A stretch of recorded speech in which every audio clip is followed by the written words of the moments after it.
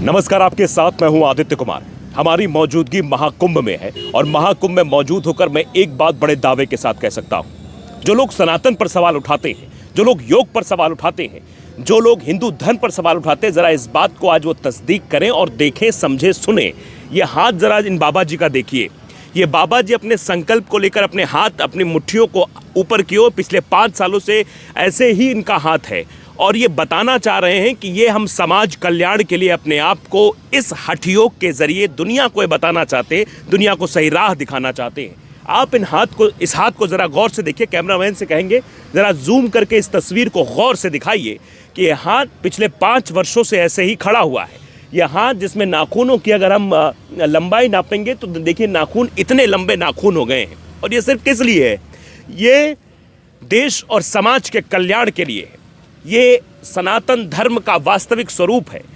हम आपसे कह सकते हैं, मैं भी यहाँ बैठा हुआ हूँ, आप भी जो कैमरे के पीछे जो लोग देख रहे हैं उनको भी मैं दावे के साथ कह दूंगा कि अगर वो 1 घंटे तक ऐसे हाथ करेंगे तो उनका हाथ शून्य हो जाएगा, धमनियों से रक्त का प्रवाह शून्य हो जाएगा। उनको लगेगा बस अब हाथ नीचे कर लेंगे।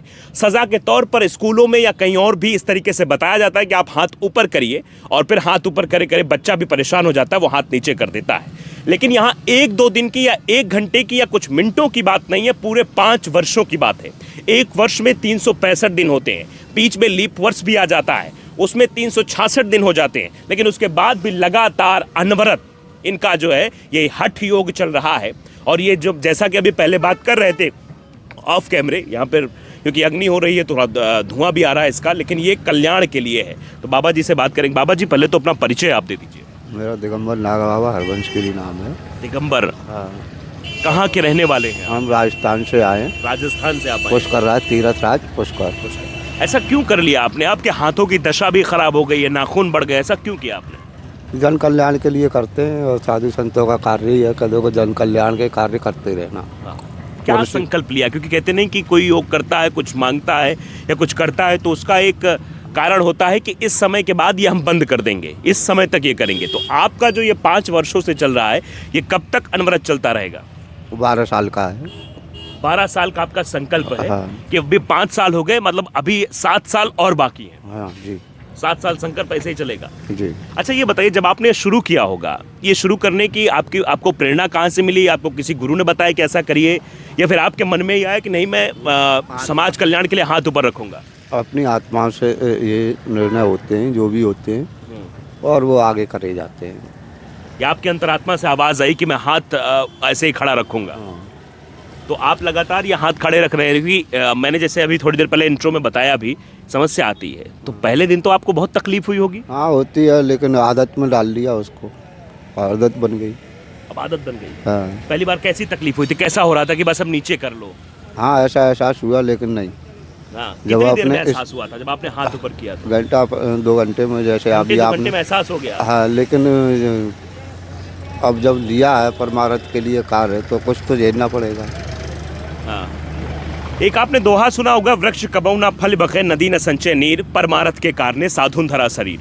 तो जो साधु होते हैं वो परमारथ के कार्य के लिए काम करते हैं। वृक्ष कभी अपना फल नहीं खाता, नदी अपना पानी नहीं पीती है, और जो साधु संत होते हैं वो जनहित के लिए, समाज कल्याण के लिए काम करने के लिए अपना हाथ ऊपर करें। हाथ की दशा, मैं एक बार फिर से कहूँगा, कैमरामैन जरा दशा दिखाएं। देखिए, इनमें पपड़ियाँ पड़ने लगी हैं, यानी यहाँ रक्त का प्रवाह जो है वो लगभग कम होता जा रहा है। हाथों की दशा, क्योंकि अगर दूसरा हाथ जरा आप दिखाइएगा, देखिए दूसरा हाथ एकदम अच्छा है। दूसरे हाथ की चीज़ें सब कुछ सही है, इनका सब चीज़ सही है, लेकिन इस हाथ की दशा देख लीजिए आप। सूख रहा है। ये भी सूख रहा है? नहीं, ये नहीं सूखेगा, वो तो ये पूरा सूख रहा है। हाँ। तो 12 सालों में तो आपका हाथ भी समाप्त हो सकता है। ये डर नहीं लगता आपको कहीं हाथ हमारा बेकार हो जाए 12 साल बाद? नहीं, कोई डर नहीं। परमपिता परमात्मा पे भरोसा है अटल। उनको बताइए जो लोग कहते हैं कि ईश्वर नहीं होता है, उनको जरा आप कुछ संदेश दीजिए। अब नहीं होता है तो नहीं करने वाले को तो क्या बोलूँगा, लेकिन ईश्वर होता है, सबके साथ है, और वो ईश्वर ही अंदर से बोलता है। ईश्वर ही बोलता है। ईश्वर यानी, हाँ, जो सांसा सुमरन चल रहा है वही ईश्वर है। क्या ये माने मिट्टी, और जैसे अभी 2 शब्द का, ये 2 शब्द होते हैं, तो ये सांसा और सुमरन से यही बनता है ईश्वर।